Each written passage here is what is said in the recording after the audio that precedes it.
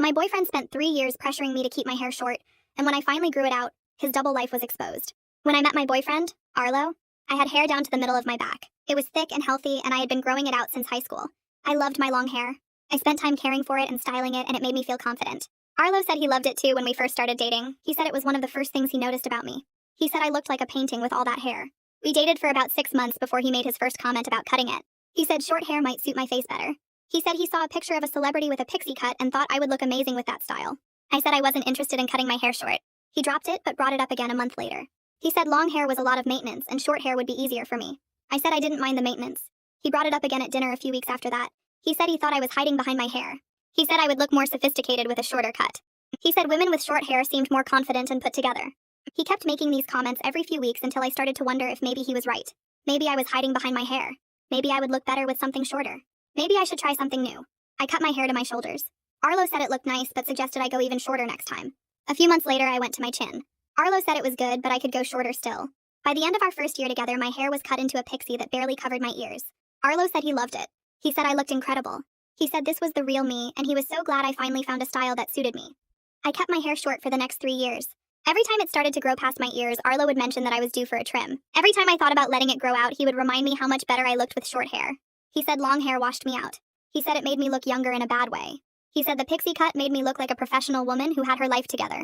I believed him because he was my boyfriend, and I thought he wanted what was best for me. Then last spring my hairstylist moved away and I had to find a new one. The new stylist was booked for 6 weeks, so I had to wait. My hair started growing out past my ears, then to my chin, then to my shoulders. Arlo kept asking when I was going to get it cut.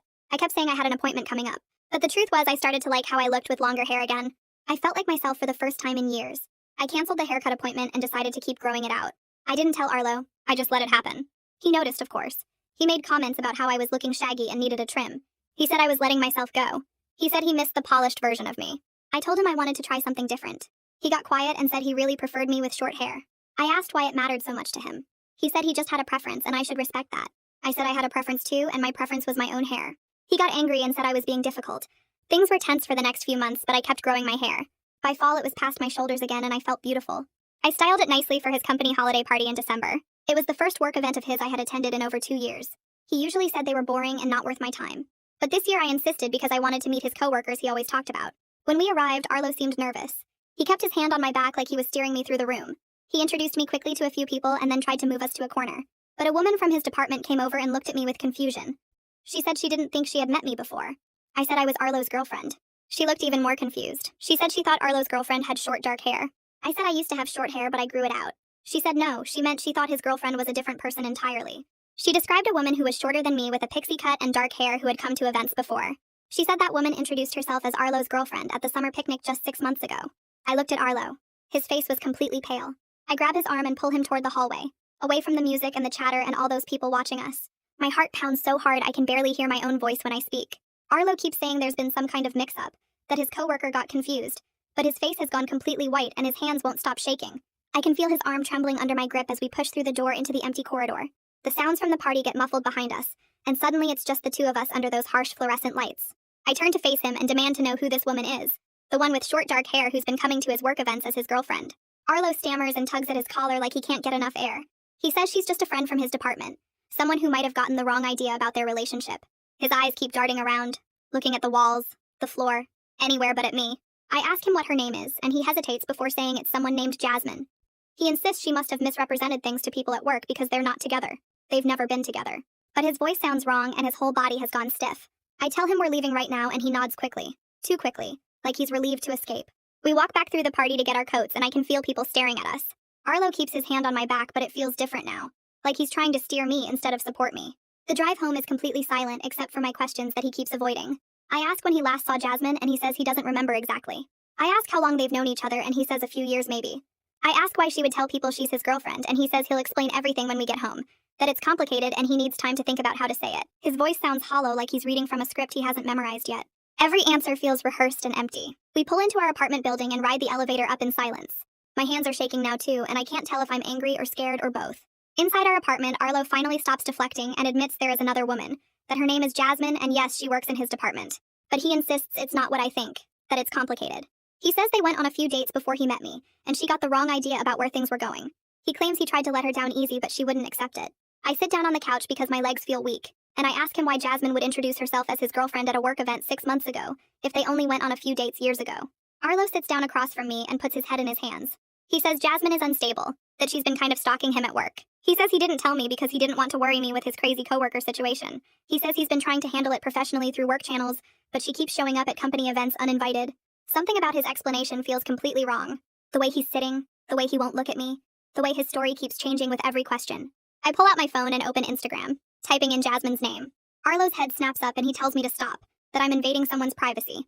But I ignore him and keep searching, adding his company name to narrow the results. He stands up and tries to take my phone, but I push past him and walk into our bedroom, locking the door behind me. I can hear him outside saying my name, but I'm scrolling through search results until I find her. Jasmine Westbrook. Her profile picture shows a woman with short dark hair styled in a pixie cut. My stomach drops as I click on her page and start scrolling. There are photos of her and Arlo at restaurants I recognize. Photos of them at parks on sunny days. Photos of them at what look like company events with other people I saw tonight. The photos go back 2 years according to the dates. 2 entire years of pictures. In every single photo, Jasmine has short dark hair cut almost exactly like mine used to be. The same pixie style Arlo spent 3 years convincing me to keep. I unlock the bedroom door and walk back to the living room where Arlo is pacing. I hold up my phone and show him the photos.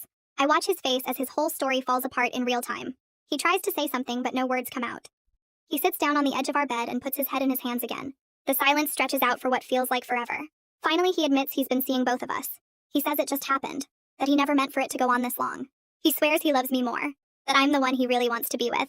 I stand there looking at him, and I don't recognize the person sitting in front of me. I grab my purse and my keys and tell him I'm leaving. He asks where I'm going, and I say, I don't know, but I can't be here right now. I drive to my friend Rosemary's apartment and text her from the parking lot. She opens her door in pajamas and takes one look at my face before pulling me inside. She makes tea while I sit on her couch and try to explain what happened. The words come out in broken pieces between crying. Rosemary listens and doesn't interrupt, just hands me tissues and lets me talk until I run out of things to say. She sets up her guest room for me and tells me I can stay as long as I need. I lie awake most of the night staring at the ceiling and trying to understand how my entire relationship could be a lie. The next morning, I call in sick to work. I can't imagine sitting at my desk and pretending everything is normal. Rosemary makes coffee and sits with me at her kitchen table while I start making a list on my phone. I write down everything that doesn't make sense about the past 3 years. All the times Arlo pressured me about my hair. All the work events he said weren't worth my time. All the weekends he claimed to be working late or traveling for business. Every excuse he made about why I couldn't come to certain places or meet certain people. The list gets longer and longer as I remember more details. Rosemary sits beside me on her couch and opens her laptop. She pulls up Jasmine's Instagram again and starts clicking through posts more slowly. I watch over her shoulder as she scrolls back through months of photos. She stops on a picture from last June showing Jasmine and Arlo at what looks like a street festival. I remember that weekend clearly because Arlo said he had to attend a work conference in Chicago. He sent me a few texts about boring presentations and hotel food. But in this photo, he's standing next to Jasmine with his arm around her waist, both of them holding ice cream cones and smiling at the camera. The location tag says it's a festival downtown in our city. Rosemary clicks to the next photo. This one is from August at a beach. Arlo told me he was at another conference that weekend, this time in Boston. But the photo shows him and Jasmine building a sandcastle together at a beach I recognize as being just 2 hours from where we live. Rosemary keeps scrolling and we find more. A hiking photo from September when he said he was visiting his sick aunt. A restaurant dinner from October when he claimed to be working late on a big project. Every single photo matches up with a weekend or evening when he gave me an excuse about why he couldn't see me. I feel sick looking at the timeline. He didn't just lie occasionally. He planned everything carefully to keep us apart. I pull out my phone and open my text messages with Caitlin from last night. I type out a message asking if we can meet for coffee because I need to talk about what happened at the party. My finger hovers over the send button for a minute before I press it. Caitlin responds almost right away saying she's been worried about me and asking if I can meet this afternoon at a coffee shop near Arlo's office. I agree and she sends me the address. Rosemary offers to come with me but I say I need to do this alone. She makes me promise to text her if I need anything. I arrive at the coffee shop 20 minutes early and order tea I don't drink. Caitlin walks in exactly on time and spots me right away. She gives me a hug before sitting down across from me. She looks uncomfortable and keeps fidgeting with her coffee cup. She starts talking before I can even ask my first question. She says everyone at work has been talking about what happened at the party. She says she feels terrible because she should have said something sooner.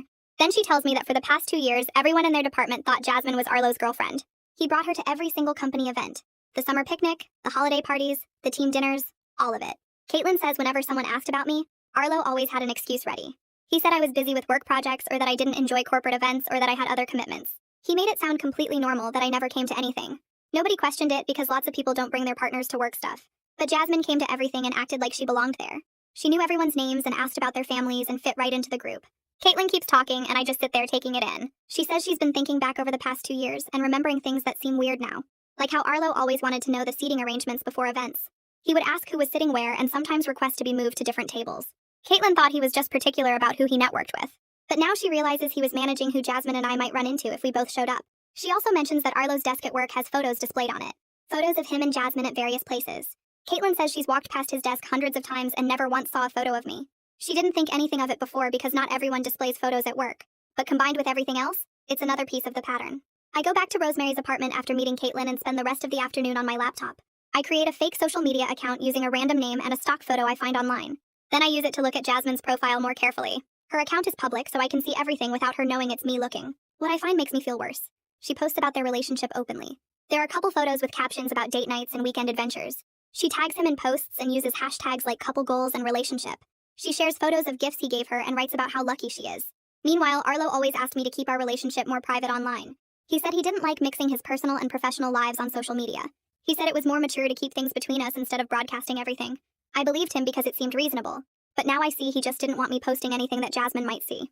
I keep scrolling through Jasmine's posts and find ones that talk about her hair. There's a post from about 3 years ago showing her with long brown hair past her shoulders.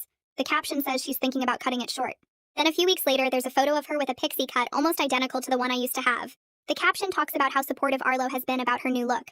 She writes that he loves her professional style and thinks short hair makes her look confident.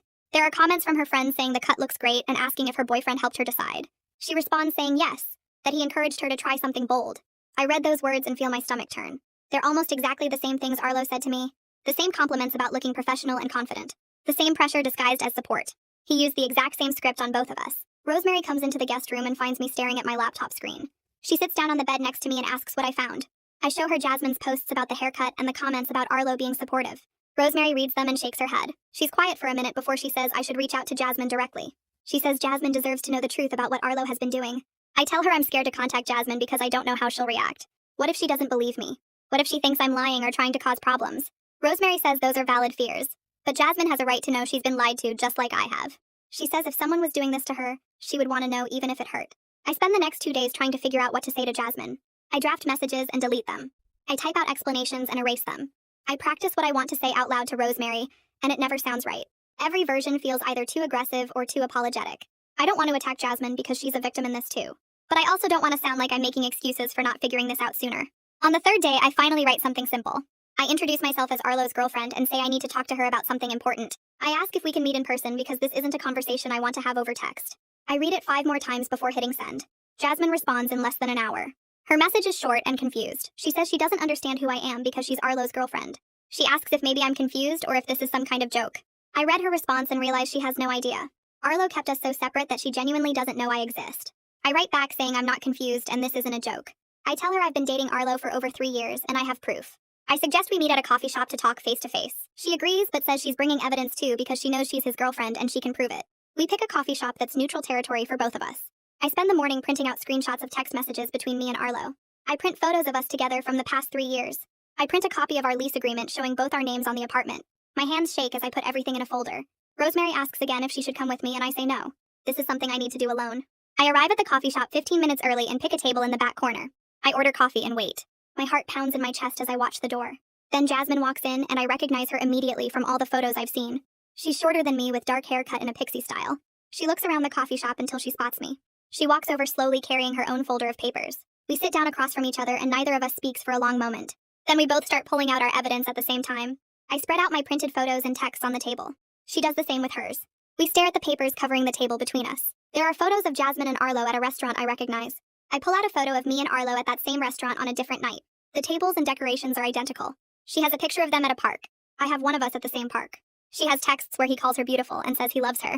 I have almost identical texts with slightly different wording. She has a birthday card he gave her. I have one too from my birthday last month.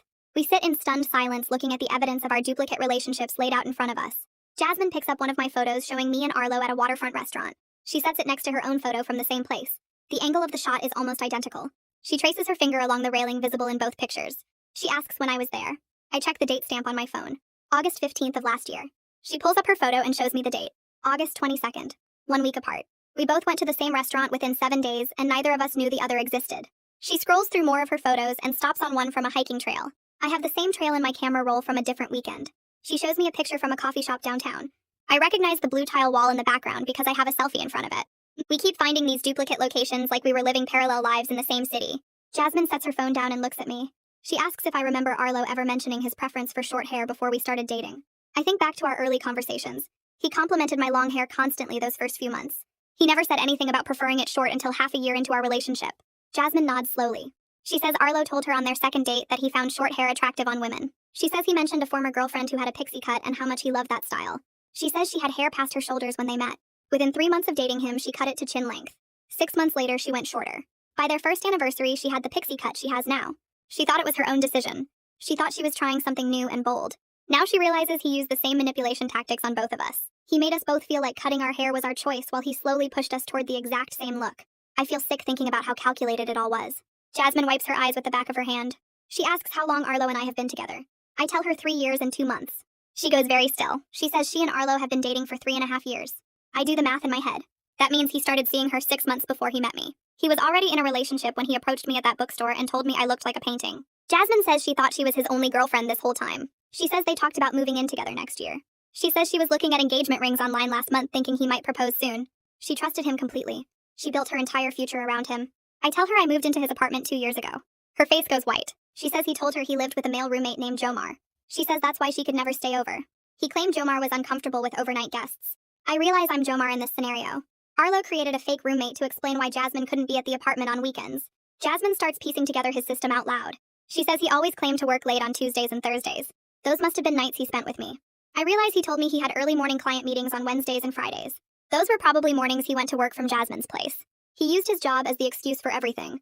He told both of us he traveled for work conferences when he was probably just staying with the other one. He kept us on completely opposite schedules so we would never overlap. Jasmine pulls out her phone and opens Arlo's social media profiles. She scrolls through his photos. Most of them are solo shots or pictures with his male friends. There are a few with Jasmine, but her face is angled away or partially cropped out. I look through my own photos of Arlo. Same pattern. Lots of him alone or with guys from work. A handful with me, but always carefully framed. He never posted couple photos that clearly showed our faces together. He managed his online presence to hide both relationships. Jasmine says his friend group from work never mixed with his college friends. He kept those social circles completely separate. She met his work friends, but never anyone from his past. I met his college buddies, but never his coworkers until last night. He built walls between every part of his life so nothing would connect. Jasmine's hands start shaking. She says she moved to this city 2 years ago specifically to be closer to Arlo. She had a job offer in another state that paid $15,000 more per year. Better position, better company, better career trajectory. But Arlo said he couldn't do long distance. He said their relationship was too important to him. He said he needed her nearby. So she turned down the opportunity and took a lower paying job here instead. She gave up significant career advancement because he convinced her he couldn't live without her close by. Meanwhile, he was living with me the entire time. I feel my chest tighten as I remember my own sacrifice. Last year, my company offered me a promotion to senior manager. It came with better pay and more responsibility. But it required attending evening networking events twice a month. When I told Arlo about the opportunity, he got quiet. He said those evening events would cut into our time together. He said our relationship needed consistent quality time to stay strong. He said he worried the promotion would create distance between us. I turned down the promotion because I thought our relationship mattered more than my career. Now I understand he needed me home those evenings because he was with Jasmine. He used our relationship as leverage to control my schedule and keep me available when it suited his double life. Jasmine and I sit in silence for a moment, processing how much we both gave up for him. She pulls up photos on her phone again. She starts looking at pictures taken inside Arlo's apartment. I do the same with mine. We compare them side by side. In Jasmine's photos, the camera angles are tight. Mostly close-ups of her and Arlo with blank walls in the background. No wide shots showing the full room. In my photos, the same pattern appears. Careful framing that avoids showing identifying details. I have hardly any pictures that capture the whole living room or bedroom. Jasmine says she always thought it was weird that Arlo didn't like taking photos at his place. He claimed the lighting was bad or the apartment was messy. Now she realizes he was hiding evidence. If either of us had clear photos of his space, we might have eventually compared notes and noticed we were both in the same apartment. I look at the few wide-angle shots I do have. I notice now that certain items are missing from different photos. A blue throw blanket appears in some pictures, but not others. A specific coffee mug sits on the counter in one shot, but is gone in the next. He must have hidden my belongings when Jasmine visited and hidden her things when I was there. Jasmine mentioned she never stayed over on weekends. Arlo told her he needed weekends to decompress and have alone time. He said it was important for his mental health to have space. I realized I was always at the apartment on weekends. That was our time together. He had me on weekends and her on weeknights. A perfect split schedule that kept us from ever crossing paths. Jasmine's voice cracks as she talks. She says Arlo's friend Julian from work knows about both of us. She saw Julian at a company picnic last summer. When Arlo introduced them, Julian gave Arlo a strange look. Later, she saw Julian pull Arlo aside and they had an intense conversation. She asked Arlo about it afterward, and he said Julian was just being weird about work drama. Now she understands Julian was probably warning Arlo that his double life was risky. I remember meeting Julian once when he stopped by the apartment. He seemed uncomfortable the whole time. He kept looking between me and Arlo like he wanted to say something but didn't. He left quickly, and Arlo seemed irritated after he was gone. Julian has been helping Arlo maintain this deception, running interference at work events, making excuses when needed, covering for him when the schedules got complicated. He knew what Arlo was doing and he went along with it. Jasmine and I look at each other across the table, covered in evidence of our duplicate lives. Something strange is happening between us. We should hate each other. We're technically rivals for the same man's attention, but instead I feel this odd connection forming. We're both victims of the same manipulation. We both trusted someone who systematically lied to us for years. We both changed ourselves to fit his preferences. We both gave up opportunities because he convinced us our relationship with him mattered most. Neither of us saw the signs because he was so careful and deliberate in his deception. Jasmine asks what we should do now. I say we need to confront him together. She nods and suggests we go to his apartment when he's not expecting either of us. I still have my key. We can show up at a time when he told both of us he would be busy. Force him to face both of us at once and explain himself with nowhere to hide. Jasmine checks her phone. She says Arlo told her he has to work late this Wednesday. I check my messages. He told me he has a client dinner Wednesday evening. She smiles, but it doesn't reach her eyes. Wednesday it is. 2 days from now, we'll both show up at his door and watch his carefully constructed lies fall apart. Wednesday comes and we stand outside Arlo's apartment door at 7 in the evening. Jasmine holds her key in one hand and I hold mine in the other. Neither of us has told him we're coming. He thinks I'm at a work dinner and he told Jasmine he had to stay late at the office. We look at each other for a long moment before I nod and she unlocks the door. The apartment is quiet when we walk in. Lights are on in the living room and kitchen. Arlo's jacket hangs on the hook by the door. We hear water running in the bathroom and then it stops. Footsteps move down the hallway. Arlo walks into the living room wearing sweatpants and a t-shirt with wet hair from the shower. He freezes when he sees both of us standing there. His face goes completely white. His mouth opens but no sound comes out. Jasmine crosses her arms and I do the same. He looks between us like he's trying to find words that will fix this, but there aren't any. He starts to say something about this being a misunderstanding, but I cut him off. I tell him we know everything. Jasmine says we've compared notes and timelines and photos. We know about the separate schedules and the hidden belongings and the lies about work events. Arlo sits down hard on the couch like his legs won't hold him anymore. He puts his head in his hands. Jasmine walks closer and starts listing things. She talks about the summer picnic where she met his coworkers as his girlfriend. The weekend trips he took with me while telling her he was visiting family. The way he kept her away from his apartment on weekends. I add my own list. The company parties he said weren't worth my time. The promotion I turned down because he said it would interfere with our relationship. The constant pressure about my hair and appearance. Arlo looks up with tears in his eyes. He tries to interrupt, but Jasmine holds up her hand. We're not done talking, she says. I mention how he isolated both of us from his work life and friend groups. How he made sure we never overlapped in any way. How he controlled what we wore and how we styled our hair so we would fit some image he had in his head. Jasmine talks about the lie he told her about me being a stalker. The way he made her think she was crazy for questioning things that didn't add up. Arlo's shoulders start shaking and he's crying now. He says he never meant for this to happen. He says it started as casual dating with both of us and then got serious with both of us and he didn't know how to choose. He says he loved parts of both relationships and convinced himself he could keep them separate forever. His voice breaks when he talks. He says he knows it was wrong, but by the time he realized how deep he was in the deception, it felt impossible to stop. I ask him directly why the hair mattered so much, why he spent 3 years pressuring me to keep it short, why he did the same thing to Jasmine. Arlo wipes his face with his hands. He says he has a specific type he's attracted to. Short hair, professional appearance, a certain look. He thought we both looked more sophisticated with pixie cuts. But really he wanted us to look similar, so his fantasy could stay consistent. He wanted to be able to picture the same type of woman whether he was with me or with Jasmine. Jasmine's voice is cold when she asks if there are other women. Arlo shakes his head quickly and says it's just been us two.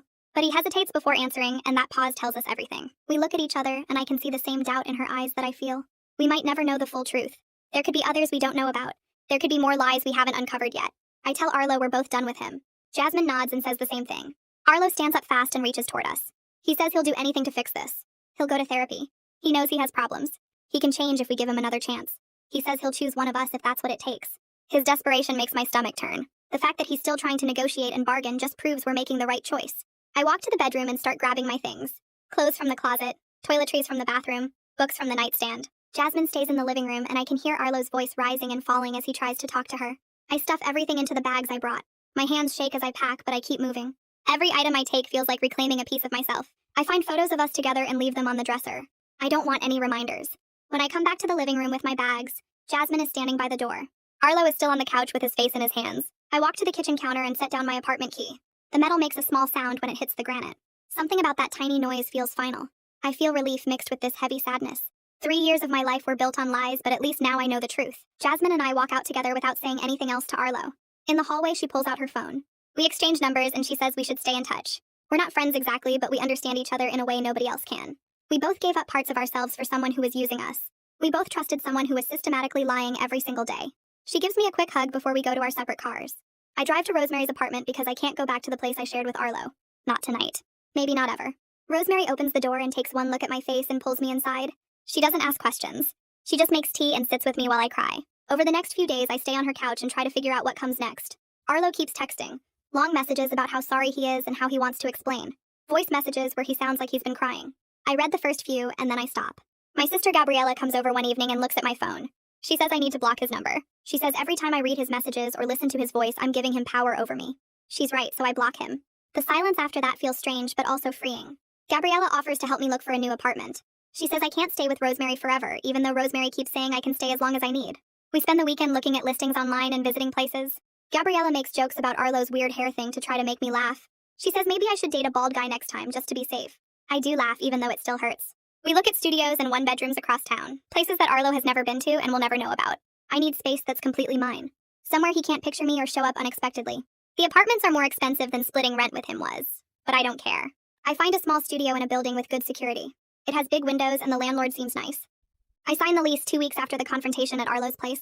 The apartment is empty when I get the keys, but it feels like possibility instead of loneliness. I stand in the middle of the bare floor and look around at my new space. Nobody has controlled me here. Nobody has lied to me here. This is where I start over. A few days after moving into my new place, my phone buzzes with a text from Jasmine. She says she reported everything to HR at Arlo's company because he used work events to carry out his lies. She says they're looking into whether he broke any rules about honesty and relationships. I stare at the message for a long time before responding that I think she did the right thing. The idea of him facing real consequences at work makes me feel something between satisfaction and exhaustion. I don't have energy left to be angry, but I'm glad someone is holding him accountable. Jasmine texts back that the HR person seemed shocked when she explained the timeline and showed photos of both of us at different company events. She says they asked a lot of questions about how long it had been going on and whether any coworkers knew.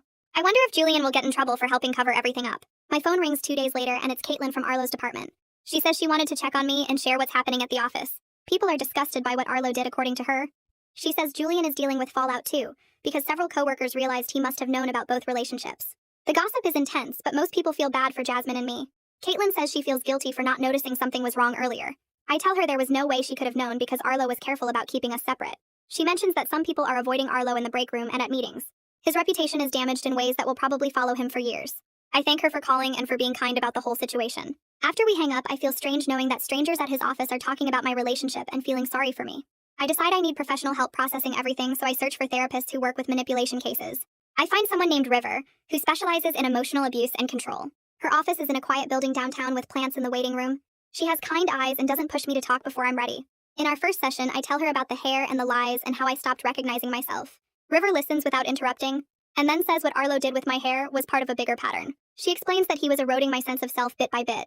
He made me doubt my own judgment about something as basic as my appearance. River says this kind of manipulation works because it happens slowly over months and years, until you can't remember what you wanted before someone else started telling you what to want. Over the next few weeks in therapy, I work through how I gradually lost trust in myself. River asks me to think about other decisions where Arlo influenced my choices. I realize he had opinions about my clothes and my friends and how I spent my free time. He always framed his preferences as helpful suggestions or concerns about what was best for me. River explains that abusers don't usually start with big controlling moves. They start small with things that seem reasonable, like suggesting a haircut or commenting on an outfit. Then they build on those small victories until they've reshaped major parts of your life. She says the insidious part is that you think you're making your own choices because the pressure is subtle and constant rather than forceful. By the time you realize what's happened, you barely remember who you were before. I decide to do something symbolic and book an appointment at a salon I've never been to before. When I sit in the chair, I tell the stylist I need help figuring out what I actually want my hair to look like. I explain that for years someone else controlled how I wore it, and now I don't trust my own taste.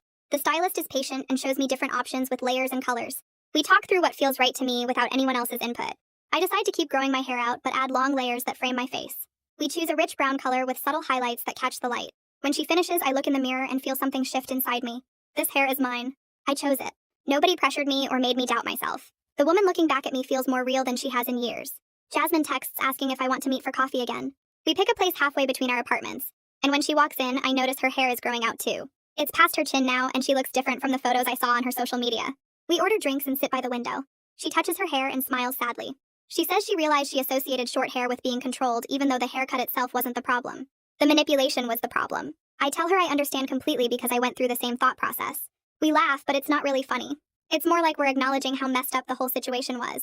Jasmine says her new boyfriend loves her hair at any length and never comments on it unless she asks his opinion. She seems lighter somehow, like she's rediscovering parts of herself she forgot existed. I get a text from Caitlin with an update about Arlo's work situation. The company is making him transfer to a different department so he won't have to interact with Jasmine. His reputation is still damaged, and several coworkers have distanced themselves from him. People who used to eat lunch with him now sit at different tables. Julian is dealing with social consequences too because everyone knows he helped hide the truth. Caitlin says the workplace gossip has mostly died down, but people still bring it up sometimes. She mentions that Jasmine seems to be doing better and has stopped looking over her shoulder in the hallways. I'm glad the company took action even though I know it doesn't fix what happened. At least Jasmine doesn't have to see him every day and pretend everything is normal.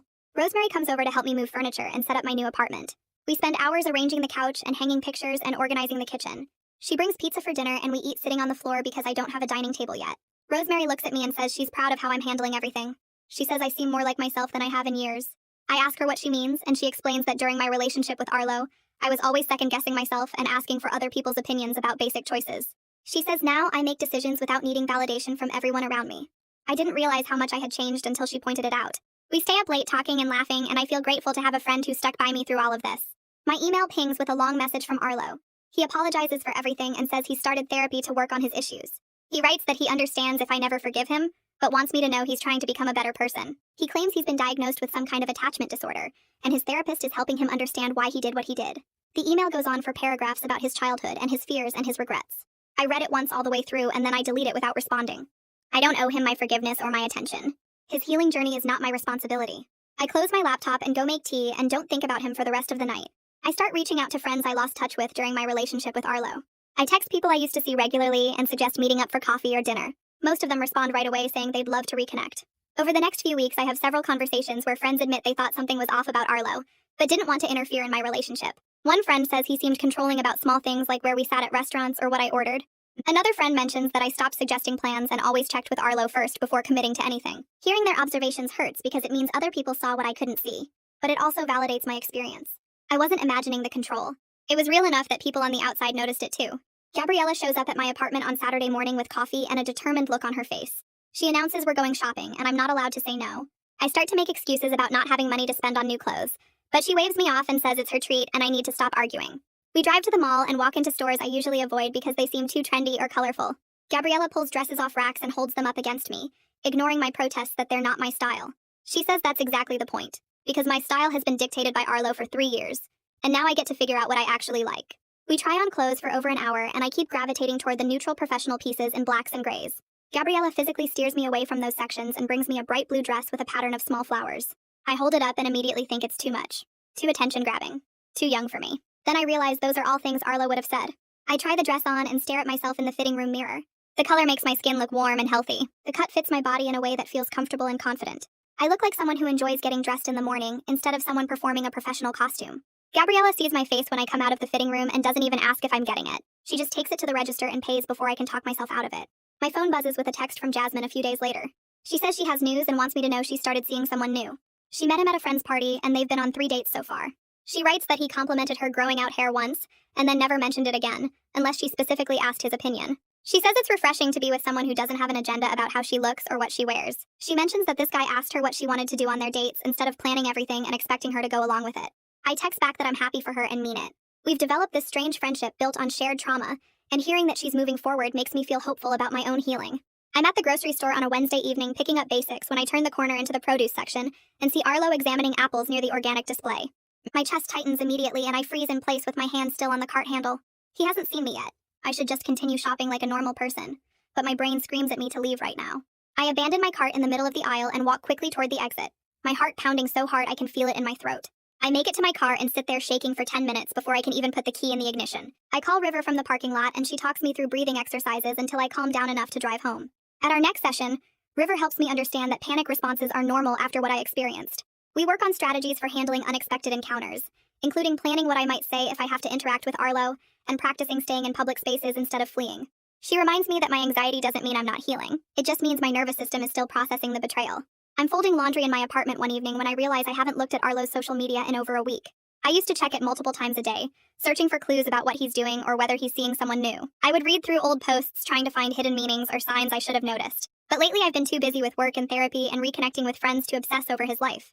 The need to understand exactly why he did what he did is fading. I'm starting to accept that I might never have a satisfying explanation for his choices. And that's okay because his behavior was about his own issues, not about anything lacking in me. I focus on my own growth instead of trying to decode his psychology. It feels like progress. My supervisor calls me into her office on a Friday afternoon, and I spend the walk down the hallway worried that I did something wrong. Instead, she offers me a promotion to senior account manager. The position requires occasional evening networking events and client dinners. A year ago, I would have turned it down immediately, because Arlo always made me feel guilty about evening commitments. I would have convinced myself I didn't deserve the promotion, or that the extra responsibility would be too stressful. But I accept the offer without hesitation, and thank her for the opportunity. She smiles and mentions that I seem more confident and engaged at work lately. She says I've been contributing more in meetings and taking initiative on projects. I realize she's right. I'm not second-guessing every decision, or waiting for someone else to validate my ideas anymore. Jasmine and I meet for lunch at a cafe downtown to catch up on our healing progress. We sit outside in the spring sunshine and compare notes on therapy and dating and learning to trust ourselves again.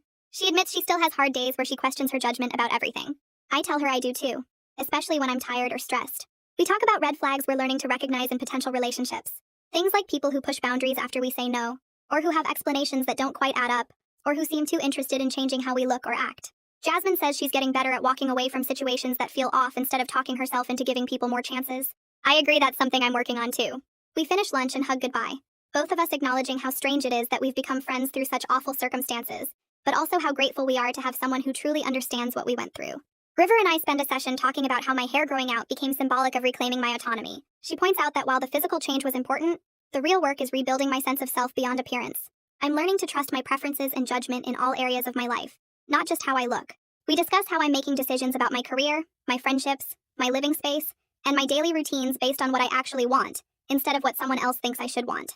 River asks me to notice moments when I choose something for myself without seeking validation from others. I realize I've been doing that more often lately, like accepting the promotion, or buying the blue dress, or deciding to keep growing my hair without asking anyone's opinion first.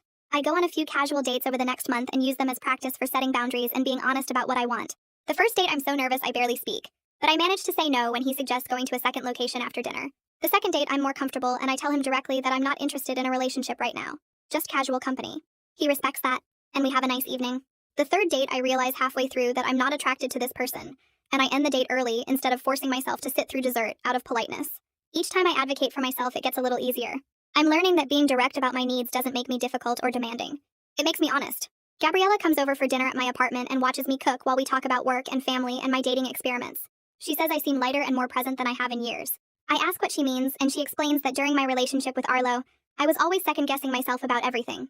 She says I would ask everyone's opinion before making even small decisions, like what to order at restaurants or whether to cut my hair or what color to paint my bedroom. She mentions that I constantly sought validation and seemed anxious about making the wrong choice. But now I make decisions with confidence and don't need everyone to agree with me before I move forward. I didn't realize how much I had changed until she pointed it out. We eat dinner and laugh about old memories, and I feel grateful to have a sister who stuck by me through all of this and who sees my growth even when I don't notice it myself.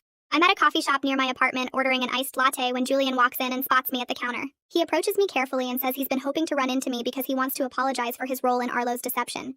He explains that he knew about both relationships and helped cover for Arlo at work events by running interference and making excuses. He says he feels terrible about it and has been dealing with the social consequences at their company. I listen to his whole apology and then tell him I appreciate him saying that, but I'm not interested in maintaining any connection to that situation. I explain that I'm focused on moving forward, and that includes not having relationships with people who were part of the deception, even if they regret it now. Julian looks disappointed but nods and says he understands. I take my coffee and walk out of the shop feeling strong and clear about my boundaries. I don't owe him forgiveness or friendship just because he apologized. I get to decide who stays in my life. A few weeks pass and I notice my hair brushing against my shoulders when I turn my head. I stand in front of my bathroom mirror one morning and pull the strands forward to check the length. It reaches past my shoulders for the first time since before I met Arlo. I run my fingers through it and smile at my reflection. The hair itself looks good, but that's not what makes me feel proud. I chose this length myself without asking anyone's opinion or seeking validation. I didn't cut it to please someone else or let it grow because someone told me to. This decision came from me alone, and that feels more important than any hairstyle ever could.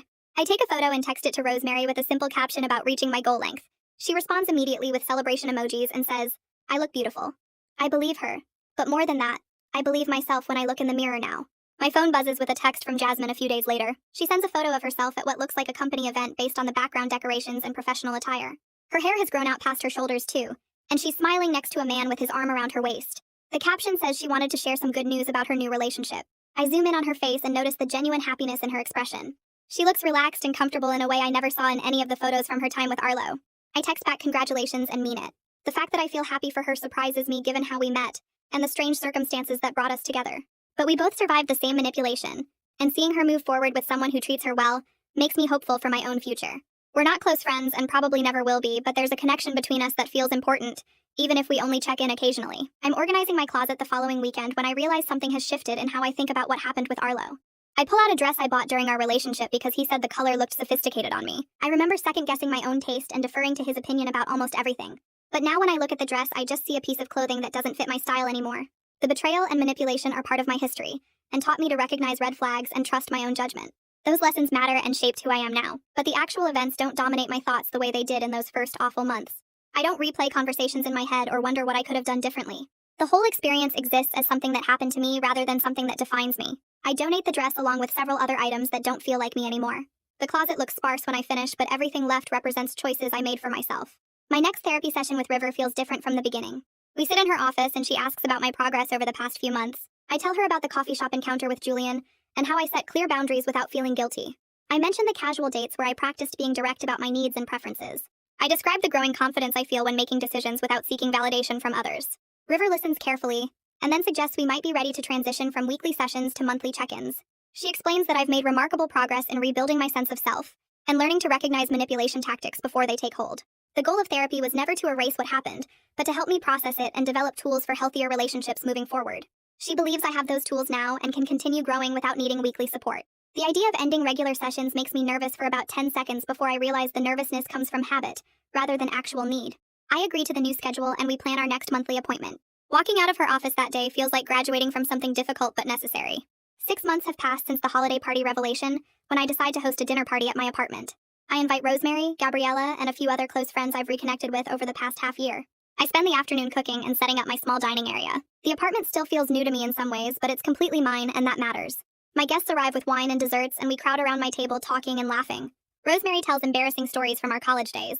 Gabriella shares updates about her kids and her new job promotion. Another friend talks about her dating disasters, and we all offer advice and support. The conversation flows easily without any awkward silences or forced topics. We stay at the table long after we finish eating, refilling wine glasses and picking at leftover appetizers. Someone suggests we play a card game and we clear the dishes to make room. The evening stretches late into the night, and I look around at these people who stuck by me through everything. I feel genuinely content in a way I couldn't have imagined during those first awful weeks after the truth came out. This apartment, these friendships, this version of myself all feel solid and real. Nobody mentions Arlo once during the entire evening, and I don't think about him either until later when everyone has left and I'm cleaning up. Even then, the thought passes quickly without leaving any weight behind it. I'm getting ready for a work event the next week when I catch my reflection in my bedroom mirror. I've been styling my long hair with a curling iron and it falls past my shoulders in loose waves.